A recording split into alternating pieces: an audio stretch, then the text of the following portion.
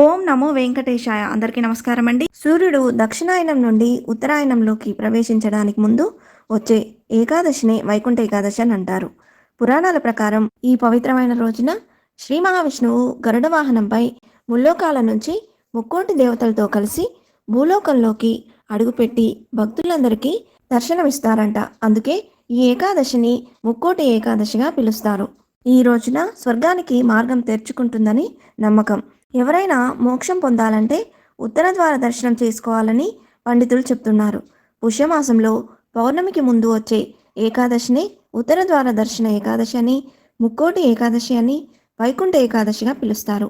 ఈ పవిత్రమైన రోజున అన్ని దేవాలయాల్లో ఉత్తరం వైపు ఉన్న ద్వారం నుంచి భక్తులకు దర్శన సౌకర్యం కల్పిస్తారు. ఇలా దర్శించుకున్న వారికి మోక్షం లభిస్తుందని, అందుకే దీన్ని మోక్షద ఏకాదశి అని కూడా పిలుస్తారు. ఏకాదశి అంటే 11 అనే అర్థం. అంటే 5 కర్మేంద్రియాలు, 5 జ్ఞానేంద్రియాలు, మనసు కలిపి మొత్తం 11.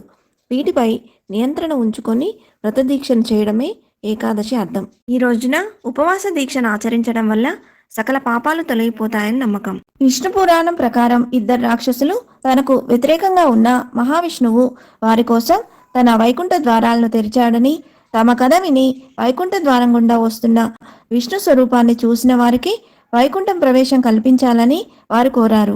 అందుచేతనే ఈ రోజున వైకుంఠ ద్వారాన్ని తలపించే విధంగా వైష్ణవ ఆలయాల్లో ద్వారాలను ఏర్పాటు చేస్తారు. మామూలు రోజుల్లో దేవాలయాలు ఉత్తర ద్వారాలు మూసి ఉంచుతారు. కానీ ఈ రోజు మాత్రం భక్తులు ఆ ఉత్తర ద్వారం గుండా వెళ్ళి దర్శనం చేసుకుంటారు. పద్మపురాణం ప్రకారం విష్ణువు ధనుర్మాస శుక్ల ఏకాదశి రోజున ఉపవాసం ఉన్న వారికి వైకుంఠ ప్రాప్తి కలుగుతుందని విష్ణువు వరమించాడంట. వైకుంఠ ఏకాదశి రోజు మురబియ్యంలో తాక్కుంటాడని, అందుకే బియ్యంతో చేసిన ఏ పదార్థం తినకుండా ఉండాలని అంటారు. ఈ రోజున ఉపవాసం ఉంటే మిగతా 23 ఏకాదశులు ఉపవాసం ఉన్నట్టే అని విష్ణు పురాణం చెప్తుంది. ముర అంటే తామసిక, రజసిక గుణాలకు, అరిషడ్ వర్గాలకు ప్రతీక. వీటిని ఉపవాస జాగరణ ద్వారా జయిస్తే సత్వగుణం లభించి తద్వారా ముక్తికి మార్గం ఏర్పడుతుంది. వరి అన్నంలో ముర నివాసం ఉంటాడు కనుక మందబుద్ధిని ఇచ్చి జాగరూకతను దెబ్బతీస్తాడని అంతరార్థం. ఏకాదశి నాడు ఉపవాసం ఉండి ద్వాదశి నాడు అన్నదానం చేస్తారు. ఒకరోజు భోజనం చేయకుండా తర్వాత రోజు చేయడం వల్ల నాలుకకు భోజనం రుచి తెలుస్తుంది. అలాగే ఇదే రోజున గీతోపదేశం జరిగింది కాబట్టి భగవద్గీతను కూడా దానమిస్తే మంచిదంట. ఈ 2025 సంవత్సరంలో వైకుంఠ ఏకాదశి, ముక్కోటి ఏకాదశి, స్వస్తి శ్రీ చాంద్రమాన శ్రీ విశ్వావసునామ సంవత్సరం, ఉత్తరాయణం, హేమంత ఋతువు, పుష్యమాసం శుక్లపక్షంలో ఏకాదశి తిథి 2025 డిసెంబర్ 29 సోమవారం రాత్రి అంటే డిసెంబర్ 30 మంగళవారం తెల్లవారుజామున 4:02 ఈ ఏకాదశి తిథి అనేది ప్రారంభమై డిసెంబర్ 30 మంగళవారం రాత్రి 1:50 అంటే డిసెంబర్ 30 మంగళవారం అర్ధరాత్రి వరకు ఈ ఏకాదశి తిథి అనేది ఉన్నదండి.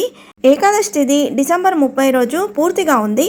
కాబట్టి ఈ 2025 సంవత్సరంలో వైకుంఠ ఏకాదశి, ముక్కోటి ఏకాదశిని డిసెంబర్ 30 మంగళవారం రోజు జరుపుకోవాలని పండితులు సూచిస్తున్నారు. అలాగే ఈరోజు నక్షత్రం భరణి నక్షత్రం రాత్రి 1:28 వరకు ఉందండి. ఇంతే ఫ్రెండ్స్, ఈ వీడియో మీకు నచ్చిందని ఆశిస్తున్నాను. ఇలాంటి ఇంట్రెస్టింగ్ వీడియోస్ కోసం please subscribe my channel and press the bell icon. అలాగే లైక్ చేయండి, షేర్ చేయండి. మీకు ఏమైనా సందేహం ఉంటే నా కమెంట్ బాక్స్లో పోస్ట్ చేయండి. మరొక మంచి వీడియోతో మేము ముందుకు వస్తాను. అంతవరకు సెలవు. సర్వేజన సుఖినో భవంతు. స్వస్తి.